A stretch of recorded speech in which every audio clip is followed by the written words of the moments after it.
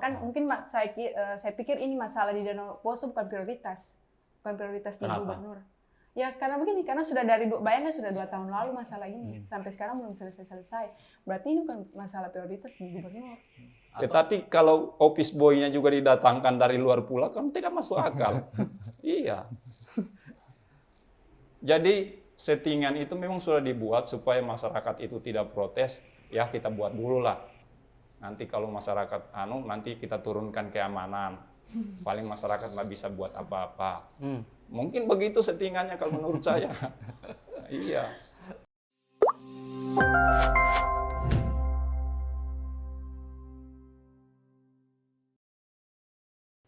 Halo teman-teman, kita ketemu lagi di Cuma Podcast. Sekali lagi ini ya namanya juga Cuma Podcast gitu ya. Nanti informasinya beragam dan kita sifatnya hanya sharing gitu. Dan malam ini saya pribadi merasa spesial karena bisa mengikuti atau kedatangan tamu sebenarnya sedang merasakan kegelisahan juga sebenarnya. Itu ada di Kabupaten Poso. Jadi selama ini kita mengenal Poso kalau konteksnya yang keras-keras, mungkin ada terorisme dan lain sebagainya, tapi itu menurut saya sudah agak selesai lah kayaknya begitu. Nah sekarang tiba-tiba kita kok dihadapkan dengan isu baru, ada pembangunan atau lebih tepatnya pengembangan sumber listrik berbasis air yang itu ya berbasis Danau Poso. Kalau teman-teman tahu, Danau Poso punya nilai sejarah, bahkan Danau Poso juga membentuk budaya masyarakat sekitar, termasuk budaya agraris sebenarnya juga. Nah, sekarang budaya-budaya itu yang terbangun dari adanya Danau Poso itu sedang diperhadapkan dengan investasi yang kalau saya baca dari beberapa literasi dan berita itu nilai investasinya sampai 17 triliun. Tapi kemudian ada orang teman-teman petani dan nelayan dan orang-orang di sekitar danau atau sungai yang menjadi basis pengembangan PLTA itu kemudian muncul dengan kegelisahan karena area hidupnya tapi sebenarnya makin diganggu dengan pengembangan itu. Nah, malam ini itu yang saya mau bilang agak spesial karena kita kedatangan teman-teman dari yang sejak awal, kalau saya tidak salah sejak 2020, nanti dibenarkan kalau ini salah ya. Yang sejak awal sudah mulai sama-sama membangun kesadaran, membangun negosiasi dengan perusahaan untuk sebenarnya bukan ganti rugi yang selama ini kita kenal, tapi ganti untung. Nah, kita sudah kedatangan Mbak Kiki. Halo Mbak, ya saya panggil Mbak. Mana baca aja Kak? Kalau adik kayak ini. Iya. Oke, Mbak Kiki mahasiswa yang ikut mendampingi. Juga ada Pak Jeffrey. Halo Pak Jeffrey. Iya, selamat malam. Malam Pak Jeffrey, petani Pak ya? Iya. Petani yang merasakan langsung dampak dari pengembangan PLTA di sana. Oke, mungkin saya ke Pak Jeffrey. Kayaknya menarik Pak kalau diceritakan awal, kan sebelumnya sepertinya kita tidak dengar ada konflik dengan masyarakat terkait pembangunan PLTA, tapi tiba-tiba kok muncul itu. Bagaimana awalnya itu Pak?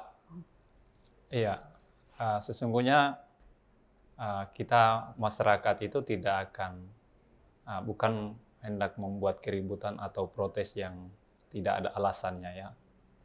Ketika terjadi persoalan ini, seandainya ada niat baik dari perusahaan itu sendiri yang melakukan kegiatannya, seandainya sejak awal ada niat perusahaan untuk membangun PLTA Poso 1 itu, seharusnya ada pertimbangan yang baik ya dalam hal ini dampak lingkungannya itu. Nah, oleh karena menurut saya sebagai masyarakat yang terdampak dari kegiatan yang dilakukan oleh Poso Energi itu sangat mengganggu aktivitas kami sebagai masyarakat tani. Ya, salah satunya dampaknya itu ya merendam sawah-sawah kami, ada yang kebunnya, kemudian juga ada nelayan yang terganggu kegiatannya karena harus ada kegiatan pengerukan di sana. Ada tanah ulayat yang di sana ada budaya yang seharusnya tidak boleh dihapus. Sebagaimana kita tahu bahwa negara ini mengumandangkan harus memelihara budaya. Iya. Karena sebagaimana slogan-slogan yang biasa kita dengar bahwa kemajuan sebuah negara itu adalah kemampuan negara itu memelihara budayanya. Sekarang ada budaya baru Pak Jeffrey, budaya investasi. Iya. Ya, mungkin karena pemerintah itu mengejar industri terbarukan ya istilahnya. Iya. Mungkin itu. Tapi kita tidak protes dengan industri-industri apa yang mau didatangkan di wilayah kita, karena ini kami tahu juga sebagai warga negara yang baik itu investasi itu penting. Penting, tapi jangan sampai mengganggu dan merusak ekosistem. Pak, tapi kalau bicara soal warga negara baik itu, kalau versi orang-orang itu warga negara yang menurut sebenarnya. Diganti rugi berapa harus terima. Iya, betul sekali, betul. Tapi menurutnya yang bagaimana dulu? Iya, menurutnya yang bagaimana dulu? Karena menurut saya kan pemerintah itu dan aturan negara kita itu, masyarakat yang baik itu adalah yang mengikuti aturan. Nah, di saat pemerintah mendesak kita sebagai masyarakat harus mengikuti aturan, kemudian mereka sendiri tidak mengimplementasikan secara benar dan baik, bagaimana? Iya. Nah, contohnya kalau menurut saya, Perda provinsi itu mengatur bahwa, dan ini bukan saya karang-karang ya, Perda itu ada dan di sana sudah dipasang di pinggiran danau itu tentang Perda provinsi itu, karena kita tahu bahwa daerah aliran sungai itu adalah kewenangan provinsi, pemerintah provinsi.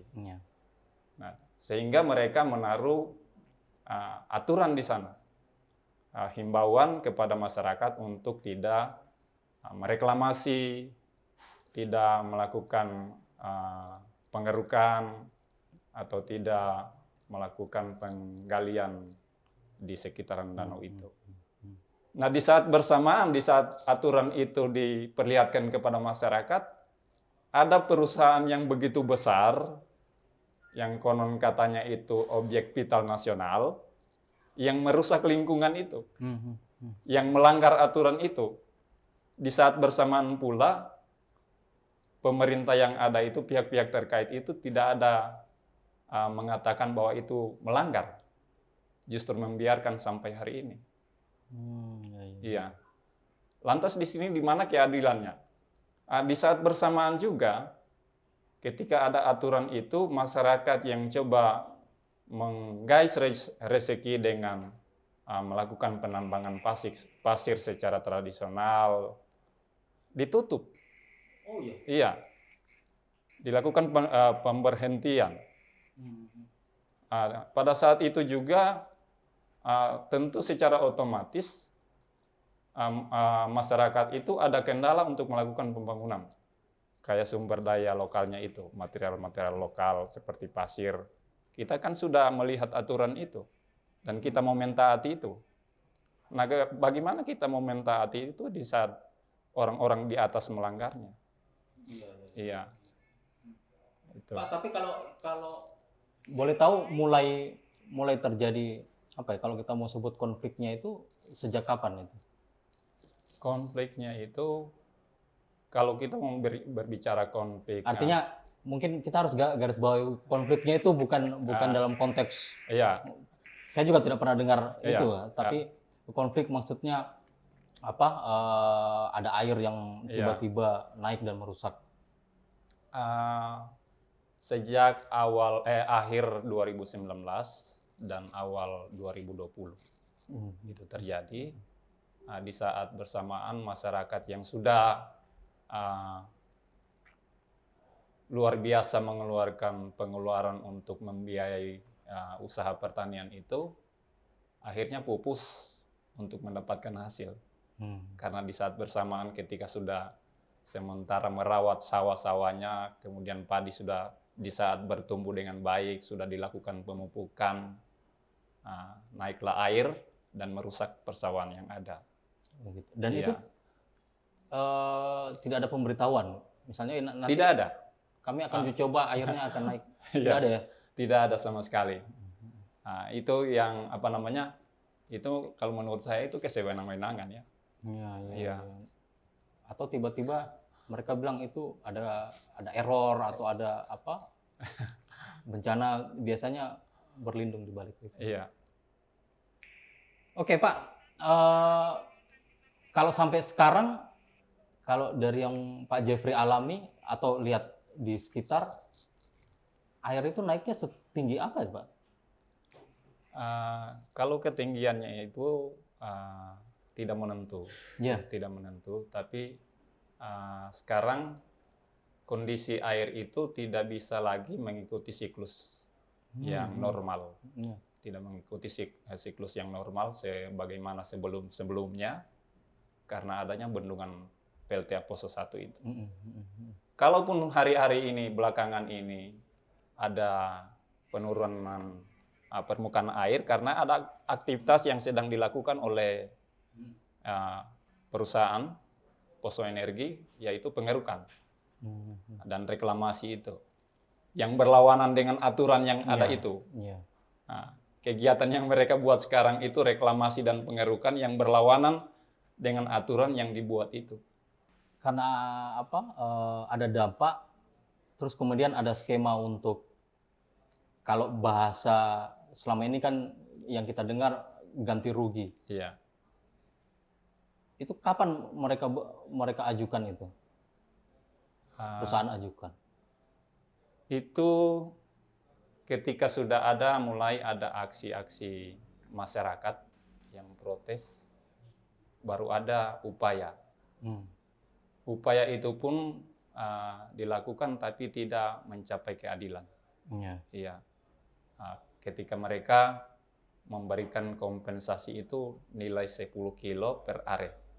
10 kilo beras? Iya, 10 kilo beras per are. Itu kalau dirupiahkan? Kalau dirupiahkan itu, kalau 1 kilo 8.500, berarti 85.000 per arenya itu.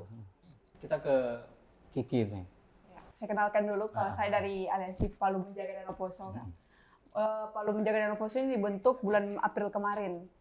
Sebelumnya kita itu bulan puasa kemarin ke Tentena. Itu kita 10 pemuda di sana. 10 pemuda dari Kota Palu datang ke Tentena. Mahasiswa semua? Mahasiswa dengan pemuda, ada yang sudah selesai kuliahnya. Kita datang ke sana untuk, kan sebelum kita ke sana, kita setahun itu sudah mengawal masalah itu, mencari tahu. Tapi kita tidak punya rasa kepercayaan diri untuk bilang ke orang-orang, ini loh masalah dan masalah ini. Sedangkan kita belum lihat langsung. Jadi kita 10 pemuda itu berencana untuk datang ke sana, ke desa-desa yang jadi dampak dari pembangunan ini. Jadi kita ke sana, 10 orang dari 10 pemuda itu dibagi per desa-desa. Ada di desa Saojo, ada di desa Meko, ada Saojo, itu yang Tentena. Berapa kecamatan? 6 atau berapa ya? Yang terdampak? Ya, Kalau tidak 18 desa. 4 kecamatan. 4 kecamatan. Ya, jadi kita ke sana lihat langsung, ada yang ternak-ternaknya terendam, hilang, ada yang sawahnya terendam, ada yang kebunnya terendam, seperti itu Kak. Ada juga yang nelayan yang sudah tidak bisa bernelayan lagi, mencari ikan lagi sudah tidak bisa. Ada yang wayang masapi, yang budaya yang hanya ada di Tentena itu sudah hilang juga. Wayang masapi namanya. Wayang masapi ya, pagar ikan sidat. Iya. Ya, itu hilang juga. Yang digarap komunal itu toh? Iya. Harus ganjil yang ini. Iya. Kalau saya tidak salah ya. Itu unik, saya pernah dengar itu, kenapa harus ganjil, pernah saya tanya, biarkan Tuhan yang menggenapkan. Kan seru itu, keren. Maksudnya kearifan lokal. Iya. Tapi Ki, di titik mana misalnya, kan apa ya, saya pernah jadi mahasiswa juga, tapi kadang-kadang melihat persoalan itu kan tidak sedalam itu, karena kita kan mahasiswa banyak godaannya gitu ya. Iya, iya. Harus belajar, Harus belajar. ya kan, biar cepat selesai apa segala macam. Nah, Kiki lihat di titik mana merasa bahwa harus speak up, harus dibela, harus diangkat isunya dan harus sama-sama. Ya, karena saya datang ke sana, saya lihat langsung. Saya langsung itu tercebur-cebur di lumpur, tercebur di lumpur waktu lihat sawah dan bekas-bekas kebun jagung. Iya. Itu sampai di pinggangku itu lumpur. Mm-mm. Itu perjuangannya, bahkan masyarakat lalu itu kan sementara sudah mau panen, airnya naik, Kak. Jadi mereka itu sampai naik perahu untuk panennya. Itu masyarakat kita sementara bulan puasa, mereka itu datang cerita sama kita sambil menangis-nangis. Mereka akan bawakan buah untuk berbuka kita. Itu buat saya terharu sekali, saya meneteskan air mata kalau memang menceritakan mereka. Karena memang di sana memang benar-benar parah, Kak. Mereka susah, parahnya itu karena mereka tidak bisa bergerak. Sudah ke kabupaten, ke dinas, ke DPRD, ke gubernur saja sampai sekarang belum ada juga kejelasan sampai sekarang. Mereka berharap ke kita pemuda-pemuda yang bisa bantu mereka, karena sejauh ini hanya orang-orang tua yang menyuarakan itu. Kenapa kita yang muda tidak? Kalau orang tua, kenapa? Apa yang Kiki lihat? Apakah tidak cukup kuat posisinya atau bagaimana? Mungkin dari pikiran, dari tenaga, itu yang membuat kenapa mereka orang tua yang harus turun ke jalan. Kenapa bukan kita anak muda mahasiswa? Seperti itu, Kak. Jadi ada pesan moral sedikit. Dan aksi sama-sama itu saya lumayan mengikuti kalau lagi di Palu. Ya. Sudah 3 kali kayaknya ya. Yang saya lihat, yang terakhir waktu malam di kantor gubernur itu saya sempat ikuti sama saya juga ada di situ. Ya. Itu akhirnya tidak ketemu juga toh? Tidak ketemu juga. Itu yang buat parah sekali. Mungkin kita sudah sampai di dalam kantor gubernur tapi tidak ada juga hasilnya. Sampai ditelepon orang di pihak perusahaan juga tidak ada juga hasilnya. Karena mungkin dari pihak gubernur tidak punya power untuk mendesak perusahaan itu. Seperti itu, Pak. Tidak punya power. Padahal mereka sendiri yang memberikan izin.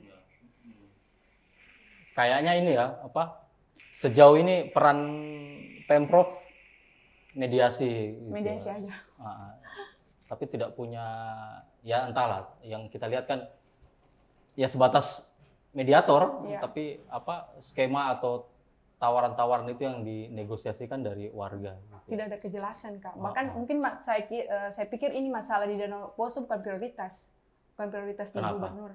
Ya karena begini, karena sudah bayangnya sudah 2 tahun lalu masalah ini, sampai sekarang belum selesai. Berarti ini bukan masalah prioritas di gubernur.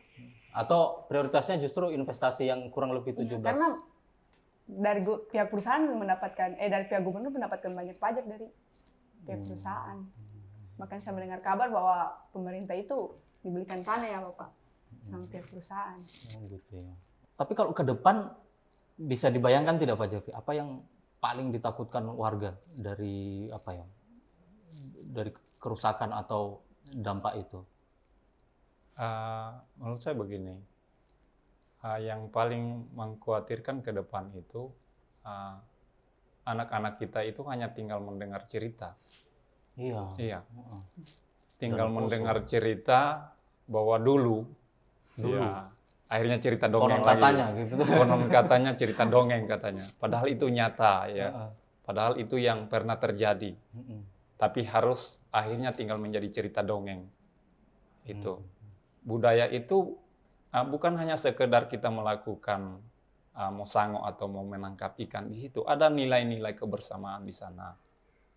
Ketika kita mendapat misalnya cuma 1 ekor, di sana ada rasa solidaritas.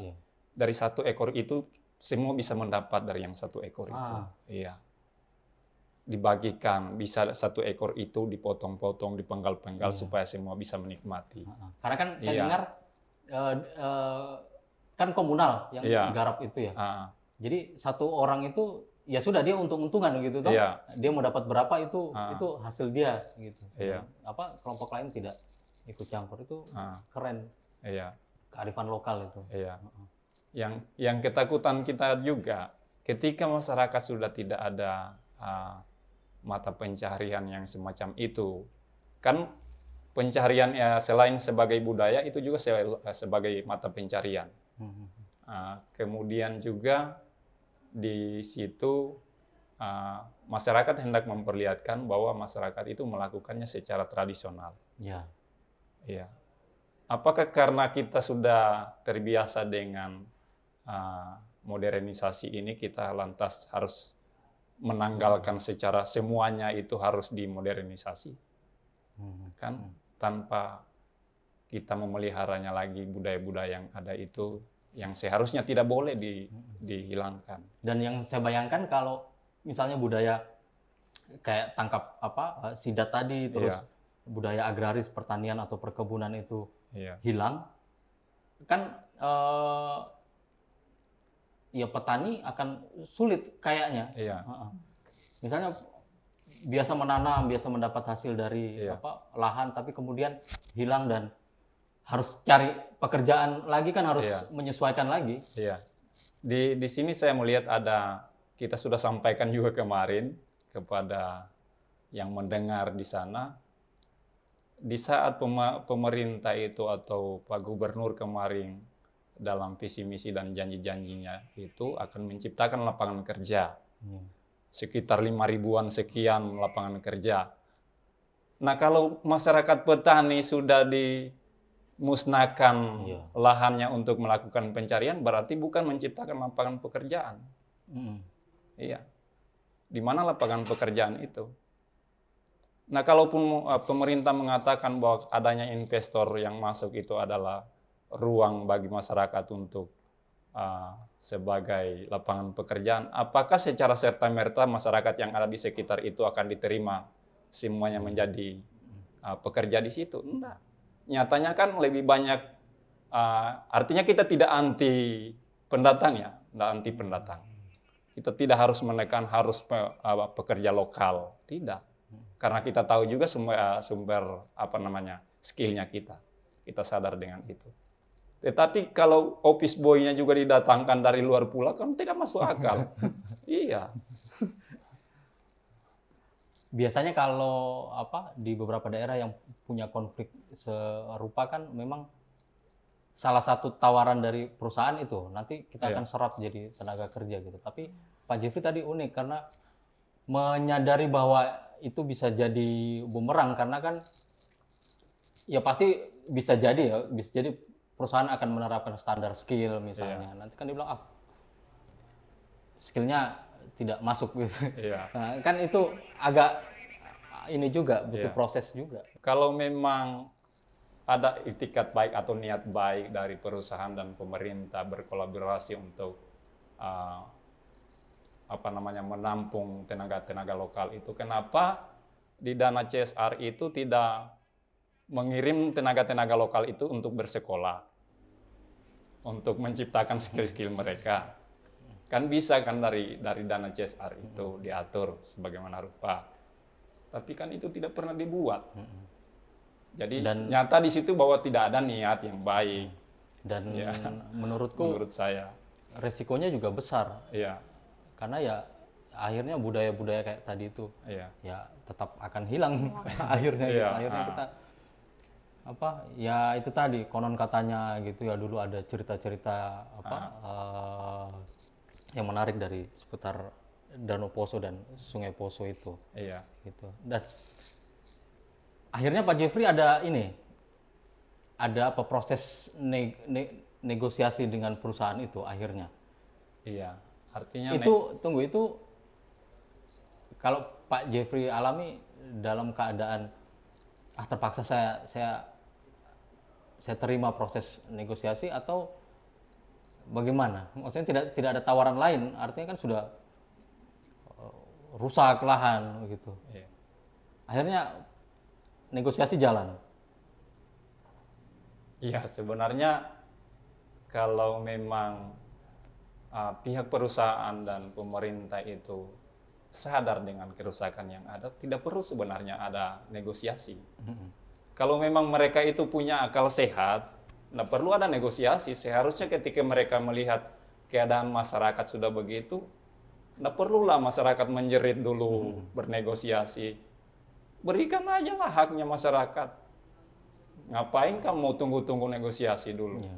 Nggak perlu. Kalau mereka punya akal sehat. Tapi menurut saya mereka sudah tidak punya akal sehat. Mereka hanya mementingkan kepentingan mereka sendiri. Hanya mau menunggu, itu pun kita sudah bernegosiasi tapi sampai hari ini tidak ada hasilnya. Saya mengatakan mereka itu yang tidak punya hati nurani, gitu. Kan saya bilang tadi, tidak perlu sebenarnya ada negosiasi. Tidak perlu. Iya. Karena kan sudah dampaknya kan sudah kelihatan. Iya. Kalau sebenarnya negosiasi itu sebelum ada kegiatan itu, harus di situ di mana uji amdalnya itu. Iya, itu. Di situ dulu permulaannya negosiasinya itu seharusnya dibuat. Jangan sudah perusahaannya sudah melakukan kegiatannya, baru ada negosiasi, apalagi menunggu korban. Tapi memang sayangnya begini, sistem kebijakan pembangunan di negara kita ini begini, memakai indikator begini, karena kebetulan saya kemarin dididik di PNPM, kegiatan PNPM, ada 3 indikator yang dipakai.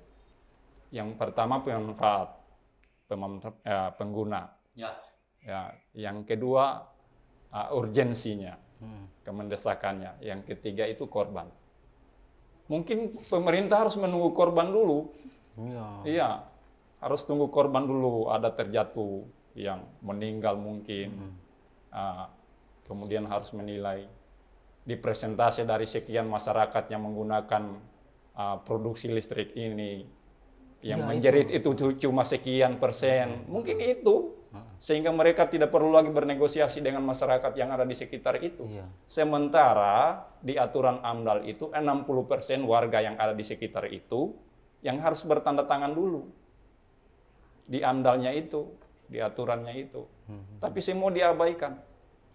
Yang bertanda tangan di AMDAL itu cuma 50 sekian orang. Yang 20 sekiannya di wilayah lain, bukan yang terdampak. Cuma 20 orang lebih yang di wilayah yang terdampak itu. Di sini semua kesalahannya. Kalau menurut saya. Jadi settingan itu memang sudah dibuat supaya masyarakat itu tidak protes, ya kita buat dulu lah. Nanti kalau masyarakat nanti kita turunkan keamanan. Paling masyarakat nggak bisa buat apa-apa. Mungkin begitu settingannya kalau menurut saya. Iya.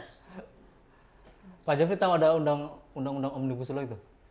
Ya saya dengar, tapi tidak pernah kan disosialisasikan kepada kita. Tidak pernah tahu bagaimana aturan-aturan mainnya itu Omnibus Law itu. Cuma kita dengar-dengar aja. Tidak pernah juga Kak, pemerintah yang ada itu datang, ini loh Omnibus Law ini begini. Tidak pernah diberitahukan kepada kita, makanya kita tidak tahu. Karena memang semua aturan yang mereka buat itu, menurut saya itu yang lebih diutamakan itu kapitalis itu. Hitung-hitungan keuntungan Iya. itu. Ya. Yang dipentingkan itu investasi. Sekali lagi saya mau bilang, kita tidak anti investasi. Tidak. Tapi hak-hak kami itu jangan. Ya. Iya. Kalau saya harusnya risetnya kadang-kadang riset potensi ekonominya dulu kadang-kadang yang tapi tidak membaca risiko sosial, risiko ekologi dan hal-hal yang terkait dengan masyarakat sekitar situ kadang. Iya. Nah, satu hal lagi yang perlu saya sampaikan di sini. Kalau masyarakat ini memang dikatakan anti dengan pembangunan, saya mau katakan begini. Di tahun sekitar 2007 sampai 2010 itu ada terjadi permasalahan yang berkaitan dengan jaringan SUTET. Saya itu bantu kok itu perusahaan itu supaya bisa dibangun di situ. Justru dibantu? Saya bantu mereka itu supaya bisa dibangun di situ. Karena? Dan mereka sendiri tahu siapa saya. Ibu Irma Sapri, Sapri itu waktu itu belum ada. Yang ada Ibu Irma. Saya ini yang bantu, bahkan saya waktu itu karena saya termasuk orang pendatang di desanya saya itu, saya dikatakan bahwa orang pendatang, diancam mau dibunuh karena saya bantu perusahaan. untuk memuluskan pembangunan tower itu. Oke. Iya. Jadi saya tidak anti. Iya. Dan saya tidak minta imbalan dari upaya itu untuk membantu perusahaan. Karena saya lihat ini ada kepentingan negara di situ. Saya sadar bahwa ada kepentingan negara. Tapi jangan dong dirusak saya punya lingkungan. Kalau hari ini saya melawan bukan berarti saya anti pembangunan. Dan Tapi karena saya melihat selain ada teman-teman masyarakat petani yang jadi korban, saya juga yang merasakan juga. Sampai saya katakan begini, pemerintah ini kok dari telinga sebelah sini keluar di sebelah sana ya? Sehingga kemarin walaupun kapasitas saya itu hanya kecil di dalam pemerintahan, hanya saya orang perangkat desa di desa itu, saya menyatakan mengundurkan diri karena saya menurut penilaian saya pemerintah itu jahat, tidak mau mendengarkan aspirasi masyarakat. sampai ke titik itu ya? Sampai Iya. apa? Saya mengundurkan apatis. diri jadi perangkat desa, aparatur desa. Padahal upah saya dari aparatur desa itu 2.500.000 ya lumayan ya. Tapi saya merasa pemerintah tidak berkeadilan, tidak mau mendengarkan masyarakatnya. Saya bentuk protes saya begitu. Saya lebih mundur saja. Bagaimana saya mau protes kepada pemerintah sementara saya sendiri ada di dalamnya. Itu. Harus keluar. Iya. Keluar atau dipecat itu Pak? Saya keluar. Keluar. Ada Tidak, surat. walaupun Pak bertahan situ kemungkinan akan dipecat juga itu. Tidak. Karena aturan di perangkat desa itu sampai ada aturannya ada 3 hal. Yang pertama mengundurkan diri, Nah, yang kedua meninggal dunia, kemudian mengundurkan berhalangan tetap itu saja. Sekarang perangkat desa itu sampai 60 tahun aturannya. setelah keluar, Saya mengundurkan diri. Artinya sebelum saya keluar juga memang saya sudah secara terbuka melawan baik kepada pemerintah yang tidak mau memihak kepada masyarakat, dan saya terang-terangan bersuara. Bahkan di depannya bupati saya bersuara. ya. Iya. Oh iya, kita juga belum pernah dengar ini. Ya mungkin karena saya belum lihat referensi-referensi lain. Belum pernah dengar ini ya, anunya bupati statementnya soal itu. Atau sama saja dengan kejadian-kejadian kemarin tidak ada hasil, Iya. mediasi gitu. Sebenarnya kalau menurut saya sebagai masyarakat, kapasitas pemerintah itu bukan mau mediasi seharusnya. Tentukan saja kalau memang aturannya perusahaan itu harus memberi kompensasi, desak aja mereka. Itu kapasitas pemerintah untuk melayani masyarakatnya. Masyarakat dengan perusahaan itu kan sama-sama masyarakat. Ya. Sama-sama masyarakat. Kenapa harus ada perbedaan? Kenapa harus ada mediasi? Nyatakan aja di mana kesalahannya perusahaan, di mana kesalahannya masyarakat. Begitu aja simpelnya. Kenapa harus ada mediasi segala? Nggak perlu sebenarnya. Pemerintah tinggal tekan aja siapa yang salah, siapa yang benar. Dan menurut Pak Jeffrey sudah kelihatan sekali. Iya, kelihatan sekali. Dari dampaknya siapa Iya. yang harus bertanggung jawab. Benar, iya. Iya. Oke. Kiki, minum dulu itu Pak, Iya. Pak Jeffrey. Terima Ki. kasih. Siap-siap. Saya minum, dengar saya sudah haus nih. Banyak masalah. Banyak hal baru yang saya baru dengar malah. Ya. Nah, Ki, sampai sekarang sudah sejauh mana atau seberapa besar isu warga-warga terdampak ini diangkat dan menjadi perhatian? Kalau Kiki lihat. Kalau untuk dari medianya sendiri itu sudah sampai di media internasional, Kak. Cuman untuk di sekeliling mahasiswa itu masih kurang sekali. Kenapa? Ya mungkin belum sampai di telinganya mereka, mungkin belum mengetahuinya. Makanya kita sering mengadakan diskusi, mengajak mahasiswa. Tapi setiap kali kita mengajak mungkin mereka ada kesibukan lain, jadi tidak bisa. Ki, soal sidat tadi kan menarik juga itu, karena kan endemik kah dia? Endemik. Dan itu setahu saya kalau bicara soal masyarakat di sekitar Danau Poso itu ya tidak bisa lepas kayaknya dari sidat itu. Iya, karena itu kan merupakan salah satu mata pencarian warga di sana. Terutama itu di daerah Tentena. Dan itu harga per kilonya bisa sampai 90, berapa tuh Pak Jeffrey? 85 Saya kilo lupa ya? itu. Dulu 85.000. pernah sampai 100 lebih, 100 lebih? Iya, Iya, bahkan sampai Pernah. 100 lebih. iya, Per kilo? per kilo. Wih, Harga terendahnya itu sampai 60. Harga terendah. dan peminatnya banyak juga. Banyak, ya. Selain masyarakat lokal dari Jepang itu yang banyak memesan. Wow. Tuh, salah satu negara Jepang yang banyak memesan. Kalau berarti dengan aktivitas perusahaan terus ada hal-hal itu, kalau dari pengalaman Pak Jeffrey sekarang terdampak tidak? Misalnya Sidat sudah susah masuk ke Iya. ke Ramba atau Iya. bahkan sama sekali tidak dapat misalnya. Ya jelas ada hambatan karena Sidat itu kan bertelurnya di laut. Hmm. Iya. Bertelurnya di laut, setelah jadi anak dia kembali ke danau. Oh, kebalikan dari ini, Iya. salmon. Iya. Kalau salmon kan dia dari sungai toh? Iya. Oh, iya, unik juga itu. Iya. Tapi dengan adanya bendungan yang di sana, tentu ada hambatan. Iyalah, pastilah. Tidak bisa Karena kembali. ekosistemnya Iya. berubah, dikeruk Ah. juga toh. Iya. Dikeruk dan Iya. ada penambahan tinggi air misalnya. Gitu. Ki, ini kalau dari perspektif mahasiswa menarik tidak isu ini?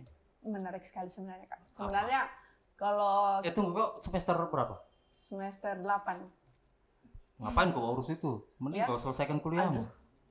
kayaknya saya masih ada beban moral. Banyak yang harus saya pelajari sebelum saya selesai kuliah. Jadi saya harus belajar dulu lebih banyak supaya setelah selesai sudah ada modal. Teknik sipil toh? Iya, teknik Teknik sipil. sipil itu kalau kerja perusahaan cepat sekali diterima itu, Ki. Banyak yang bilang, Ah. kenapa melawan pekerjaan sendiri? Apalagi sekarang investasi kan didorong. Iya. Dicari itu teknik sipil itu. Kita memang kenapa saya harus turun ke masyarakat ya itu karena saya di teknik sipil bagaimana caranya saya membangun itu ramah lingkungan, ramah sama warga sekitar. Itu yang harus saya pelajari, Kak. Bukan hanya asal membangun saja, tapi saya harus tahu bagaimana sudut pandangnya masyarakat dari lingkungannya, itu harus saya ketahui, Kak. Kayaknya saya belum mau cepat selesai. Dan itu tidak di kampus menurutmu? Tidak. Belajar itu di mana saja. Teknik sipil itu bicara apa dia? Bicara bangunan saja. Bicara perencanaan, Rancang bangun. rancang bangunan. Iya. Oh gitu. Iya. Yang rancang bangun harusnya manusia, yang harusnya manusia jadi basisnya. Iya. Kadang-kadang kalau saya kan punya banyak teman arsitek, anak-anak Iya. teknik gitu kan. Nah, banyak perspektifnya ya ujung-ujungnya anak-anak arsitek itu ya karya bangunan begitu kan, Iya, karya. anunya. Ya hasil ininya. Tapi ya rumah itu kan sebenarnya juga bagian budaya manusia Iya. gitu. Yang harusnya manusianya yang Betul. jadi Karena kita juga kalau Sumbernya. belajar pembangunan itu bukan hanya bangunan-bangunan yang sekarang, kita bisa belajar ke bangunan rumah-rumah adat lalu, Kak. Jadi makanya kenapa kita perlu juga belajar budaya.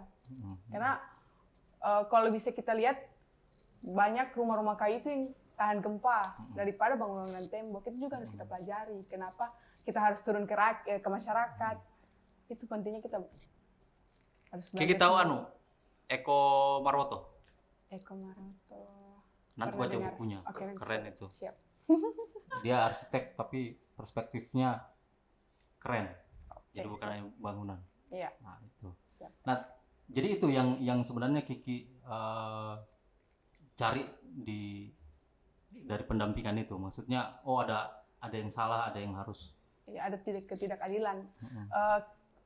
Sebenarnya saya merasa tertampar karena saya menikmati listrik dari keresahan-keresahan masyarakat yang ada di sana, menghasilkan menikmati listrik dari Danau Poso, tapi kita tidak tahu ada keresahan-keresahan, ada masalah di sana. Kita menikmati saja tanpa bodoh amat dengan masalah yang ada di sana. Padahal kita menikmati listrik dari sana loh. Iya. Seperti itu, Kak. Kan kalau tidak salah itu juga ya selain ini katanya listrik yang hasil dari sana itu kan selain untuk warga juga untuk investasi. Iya, untuk perusahaan. Itu tiga provinsi, Kak. Ya, Aliran Sulawesi Selatan, Sulawesi Selatan, Sulawesi Barat, dan Sulawesi Tengah. Ini yang saya baca-baca. Tadi juga saya baca, saya lupa berita dari media mana itu. Tapi ada pernyataan petinggi PLN bilang yaitu untuk merespon banyaknya investasi Perusahaan-perusahaan smelter. Nanti saya kasih lihat Iya. ininya apa yang saya baca. Ecobis kalau tidak salah. Kalau tidak salah ya, tapi itulah. Iya. Artinya ada kebutuhan listrik untuk perusahaan dan Perusahaan-perusahaan. lain sebagainya. Ini PLTA ini sudah PLTA 1, PLTA 2 Kak. Mau dibangun lagi PLTA 3, PLTA 4 mungkin sekian. Wah. Baru 2 PLTA saja sudah buat Gelam banyak itu. masalah, apalagi akan dibangun lagi PLTA yang lain. Oke. Dan itu berdekatan. Wow. Bahkan sungai-sungai di sana sudah tidak seperti sungai, tapi seperti waduk. Waduh. Airnya sudah tenang, karena kan dijaga airnya. Ditutup pintu airnya supaya pas saat kali dibuka jadi deras. Seperti itu. Oke. Sekarang Pak Jeffrey posisinya bagaimana? Maksudnya kan kita kan kalau lihat kemarin kan perjuangan teman-teman petani di sana juga dengan mahasiswa kan sudah ketemu DPRD, bupati, siapa lagi, gubernur, pemprov, gitu ya.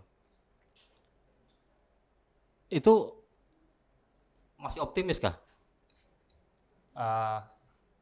Asa itu tetap kita optimis. Kemudian saya begini, saya mau mengatakan saya berterima kasih kepada adik-adik saya mahasiswa. Dan di sini saya melihat keanehan. Keanehannya kenapa saya katakan aneh? Kenapa adik-adik mahasiswa yang masih butuh biaya kuliahnya yang harus berjuang dengan masyarakat? Bukankah di negara kita ini ada pejabat-pejabat yang sudah menerima uang negara yang harus memperhatikan hak-hak masyarakat? Lantas kenapa mahasiswa yang harus bersama-sama dengan masyarakat yang di sisi lain mereka butuh biaya juga membantu orang tua mereka untuk menyelesaikan kuliah mereka, tetapi harus membuang energi mereka, waktu mereka untuk mendampingi kami sebagai petani. Kan kita ini punya wakil rakyat, ada DPRD yang sudah dibayar oleh negara, ada pemerintah yang menikmati semua itu, yang disimpan di situ sebagai pejabat untuk melayani, mengayomi masyarakat. Perusahaan dan masyarakat itu sama-sama warga negara. Iya. Kita tidak katakan pemerintah itu harus memihak kepada masyarakat, karena masyarakat dan perusahaan sama-sama masyarakat. Tetapi keadilannya itu di mana? Itu di situ. Kita itu apa ya? Banyak yang bilang perspektif kita itu kan tidak kenal kelas gitu. Iya. Tapi kadang-kadang kalau lihat perlakuan ya secara tidak sadar kita Iya. Betul, tepat sekali. Lihat kantong. Iya. Gitu ya. Ya mudah-mudahan ada jalan keluar. Tapi Pak Jeffrey yang terdampak apa? Sawah kah apa? Sawah. Berapa hektar itu Pak? Kalau saya secara pribadi cuma 50 area aja. 50 area. Nilai sebenarnya kompensasinya kecil. Dari pendapatan dan keuntungan perusahaan yang bermiliar-miliar itu. Kan menurut Pak Ahmad Kala kemarin itu yang dia sampaikan, bahwa 1 jam putaran turbin itu yang cuma satu bendungan ya, 18 miliar, 1 jam. Nah, keseluruhan yang kita tuntut ini, masyarakat yang masih ada menuntut itu cuma sekitar 18. Berarti yang kita minta dari sekian masyarakat yang masih keberatan dengan nilai kompensasi itu cuma 1 jam. Hasil dari 1 jam, bukan 1 hari. Tuh, dari satu turbin, dari satu bendungan. Nah, yang ada ini 4 bendungan. Baru yang punya perusahaan ini siapa? Orang kaya di Indonesia Timur. Apakah mereka merasa rugi untuk memberikan kompensasi yang senilai itu? Tapi pernah ketemu langsung dengan petinggi perusahaan itu? Petinggi perusahaan itu hanya kelasnya Ibu Irma yang pernah bertemu. Mas. Iya. Iya. Iya. Jelas ya bukan pengambil keputusan sebenarnya kan. Hanya menyampaikan ini. Iya. harusnya kelas petingginya yang ketemu langsung.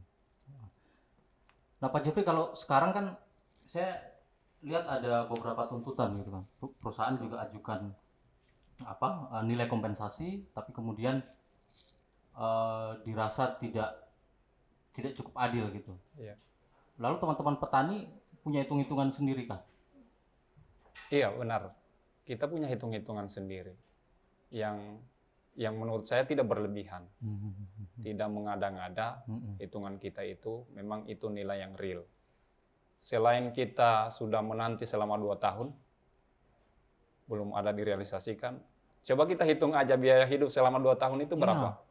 Apalagi ada Iya, anak di sana ada anak yang harus kita biayai. sekolah dan lain sebagainya. Apakah tidak wajar dari kita minta itu 40 kilo per are? Nilainya berapa itu kalau Nilainya 362.000. Iya. 362.000 per are. 62.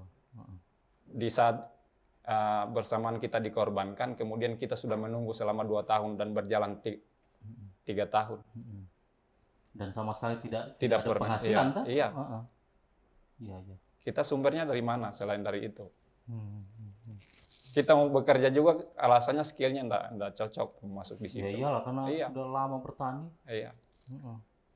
Iya. Lalu jawaban perusahaan apa?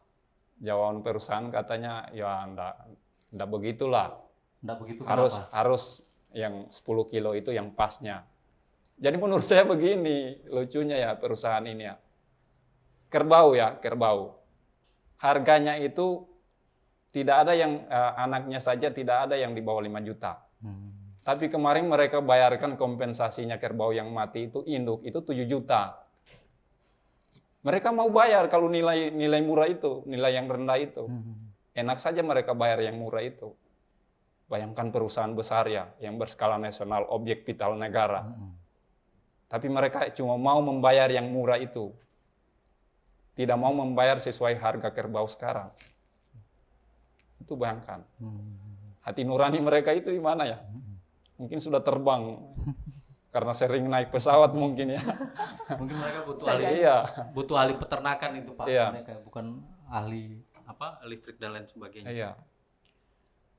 Sudah 2 tahun berarti Pak Jeffrey. Tahun ketiga ini. Tahun ketiga. Iya. Dan lahan habis tidak bisa digarap dan tidak ada penghasilan dari situ.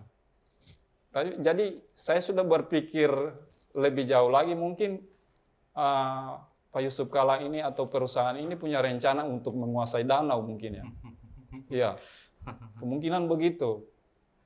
Karena saya lihat bayar kompensasi supaya psikologinya masyarakat itu daripada terendam terus, lebih jual aja ke perusahaan. Jadi niatnya menurut saya mungkin berniat mau ngambil tanah masyarakat. Bayar aja itu tanahnya. Daripada susah, ribet ngurusnya, harus nunggu ada mediasi dulu baru bisa dibayar. Dan teman-teman yakin hitung-hitungan itu real dan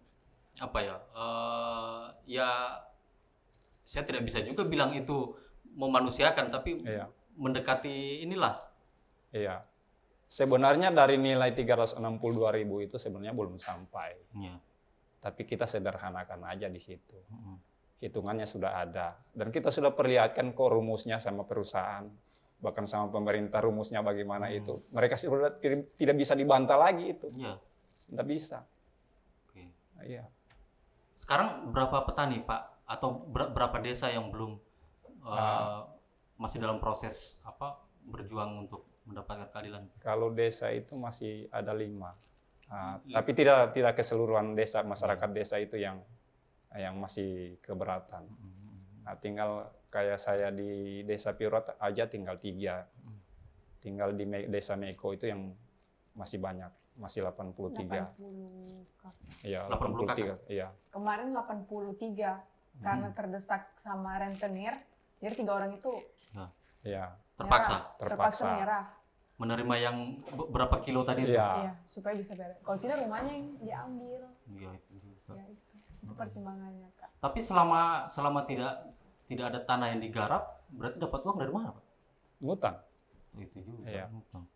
Untuk bayar utang itu ya apa namanya ikut kerja-kerja serabutan. Serabutan, ya. Ya, untuk membayar itu gali lubang tutup lubang, gitu aja. Ya, jadi tujuan pemerintah ini untuk mensejahterakan masyarakat, yang saya lihat ini yang disejahterakan perusahaan besar. Iya. Listrik harus menyala, Iya. gitu dia bilang. Listrik harus menyala. Karena kepentingan smelter tadi ya, mungkin ya. Barangkali. Iya. Sawah petani, kalau sekarang kan sudah 2 tahun tidak diolah, artinya pohon-pohon liar tumbuh, Kak. Untuk membukanya itu perlu dana yang lebih, sedangkan dana yang biasa itu 7 juta.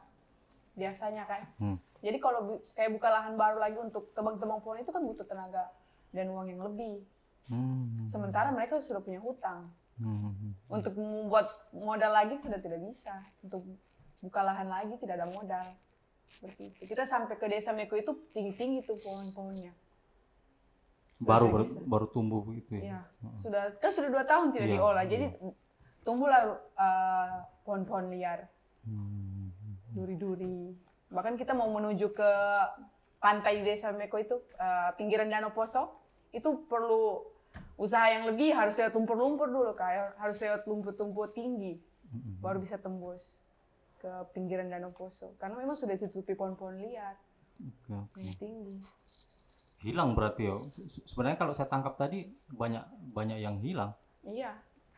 Budaya juga ancaman dia akan hilang gitu. Sampai misalnya pada titik anak-anak akan anggap Danau Poso tidak penting gitu. Iya. Ya, betul tidak ya? Apa pentingnya gitu. Mas Sapi tadi sudah ya mungkin juga hilang gitu. Hilang. Dengan cerita. Kebiasaan-kebiasaan di pinggiran danau sudah tidak ada kan? Juga. Yang biasa mandi-mandi di danau sekarang sudah tidak ada, kebersamaan di danau sudah tidak. Bahkan masyarakat itu secara psikologi juga, kalau biasa berkebun sudah lihat padinya menguning itu sudah senang, sudah datang ke kebun panggil keluarga yang lain untuk sama-sama panen. Itu kan budaya kerja sama-sama gotong royong untuk panen itu kan hilang juga karena sudah tidak ada lahannya. Itu juga budaya-budaya gotong royong juga sudah hilang. Bayangkan kalau misalnya sudah mau panen, mereka sama-sama aku panggil untuk sama-sama panen, itu kan sudah tidak ada juga. Nanti sawah sudah terendam toh, terus karena ada yang menyerah gitu, seperti dibilang Pak Jeffrey tadi, dia cari pekerjaan lain, tidak dapat pekerjaan lain di sekitar Poso misalnya, dia terpaksa ke Palu.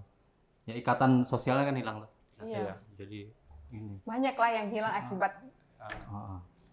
Ya itu masih membayangkan yang terburuk ya, tapi ya kalau saya pribadi sih berharap ada apa ya, ada jalan tengah lah, tapi tidak mengorbankan yang tadi itu sosial budaya, ekonomi dan ekologis. Kalau komunikasi berjalan dengan baik itu akan terlaksana. Tidak jalan itu, tidak jalan komunikasinya. Itu lagi. Oke.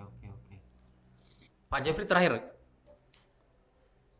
apa Pak Jeffrey mau bilang dengan perjuangan selama ini? Mungkin ke perusahaan mungkin. Artinya kalau saya mau sampaikan ke perusahaan, kayaknya tidak ada lagi ya. Karena sudah berulang-ulang kali kita mau sampaikan kepada mereka.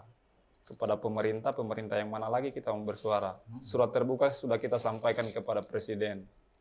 Surat terbuka sudah ada. Oh sudah? Sudah. Dijawab? Belum ada. Kalau sudah dijawab, kita tidak hadir di sini. Kita tidak sampai di Kota Palu.